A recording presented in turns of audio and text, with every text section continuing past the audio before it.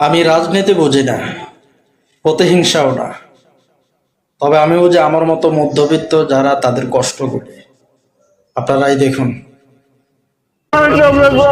নতুন গাড়ি হয়ে গেছে, কিছু তো গাড়ি দাঁড় খরচ করে এই গাড়ি কত করে চলাইতে বেড়েছে।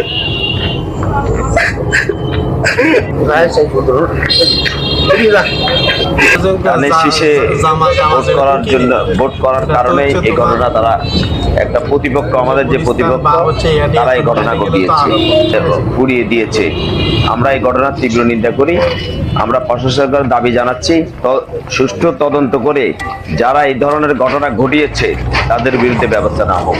করতে চাই তিন দিন বিভিন্ন রকম বিভিন্ন কথাবার্তা হুমকি দুমকি দিতেছে, কোনো মাতে নাকি আর কিছু করি না, করি যে আয় নমাজ হই দোয়ানো বই আট কাপ খাই চলিছে বাজারে যাই বাজার তো নাই রে আর ইয়ে আর আপনার তার আর সামনা সামনি আয় কেন লোক বিতর্ক করি না, কে কিছু করি না, ব্যথা খাইছে কে ইয়ে খাইছে বিভিন্ন রকম বিভিন্ন কথা। আমরা হিসেবে রাজনীতি দিনের কালকে রাত্রে কালকে আর সানমা ককজনে এটা ওর নাম কমু না, ককজনে আর সানমা খুব বেশি যাবাই আই দিমু এটা করে দিমু গরবাই যেগুলো ইভেন্ট করছে গরবাই করে দিমু বিভিন্ন রকম আচরণ করছে। পরিবার পরে আমি ধরুন কইছি আমি কালকে 8টা বাজে বাইর চলে গেছি, যাই হারা রাতে আমার ঘুমো না, খালি তালাবিলা করছি। আসলে মনে জানা হয়ে গেছে না কি কেবো ফোন 3টে আমার কাছে স্বীকৃতি দিছে, স্বীকৃতি লগা আমি বাড়ি আইছি, আমি তো হতভাঙ্গ হয়ে গেছি বাড়ি। আসলে লোকজন আইছে, লোকজনে কে খালি আইছে কে কিছু আনছে, হানিকান্দি তো কাছে নাই।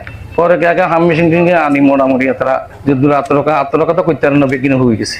তারপরে আমার কমপক্ষে আমার 80 হইতে 90 লাখ টাকা ক্ষয়ক্ষতি হয়েছে এই আর কি। আমি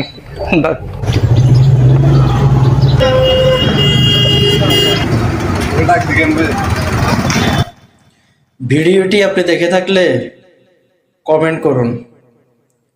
আজকের বিচারের রায় আপনার হাতে।